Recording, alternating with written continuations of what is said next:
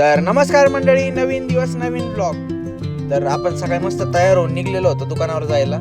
जाता जाता आपल्याला रिपेअरिंगचे फोन घेऊन जायचं होतं कल्पेश शेठकडून. मग पोचलो कल्पेश शेठकडं. आपल्या मोबाईलचा सगळा राडा पाहिला, सगळे खोलून ठेवलेले होते. मग काय एक एक एक एक करून त्यांनी रिपेअर करून दिले.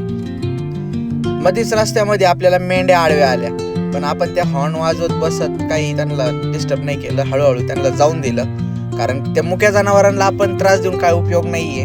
आणि त्याच्यात त्या मेंढपाळाचेच हाल होतात, किती मारून मारून तो त्यांना हाकलं, त्याच्यापेक्षा आपण जाऊन दिलं दमानी. मग आपण लागलो कामाला. ज्यूसची ऑर्डर होती. त्याच्यानंतर आले डॉक्टर साहेब. ते म्हणले तुमच्यापेक्षा मी भारी कारागीर आहे, मीच बनवतो आता ज्यूस. मग त्यांनी बनवला. त्याच्यानंतर आपल्याला मध्ये मध्ये काही ब्लॉग शूट करायला भेटला नाही. त्याच्यानंतर डायरेक्ट आपण संध्याकाळी लागलो नेहमीप्रमाणे कामाला. समोरून एक कस्टमर आपली मजा घेत होता की काय शेठ तुम्ही कपत होताय राव. म्हटलं काय, मालक असला ना तर आपल्याला सगळं काम करावं लागतं, नाहीतर सगळ्या मुलांच्या भरोशावर सोडून नाही जमत. मालकाला पण कष्ट करावंच लागतं. मग निघालो नेहमीप्रमाणे घरी. संध्याकाळी घरी जाताना आम्ही गाडीत नेहमी चर्चा करतो की आज आपण दिवसभरात काय काम केलंय, किती चुकलंय, काय बरोबर आहे. म्हणजे खूप साऱ्या गोष्टी मित्रांनो, तुम्ही बिझनेसमध्ये आले किंवा तुमच्या दुकानधंद्यामध्ये किंवा माझ्या चहाच्या दुकानावरही आम्ही खूप काही शिकलोय आजपर्यंत.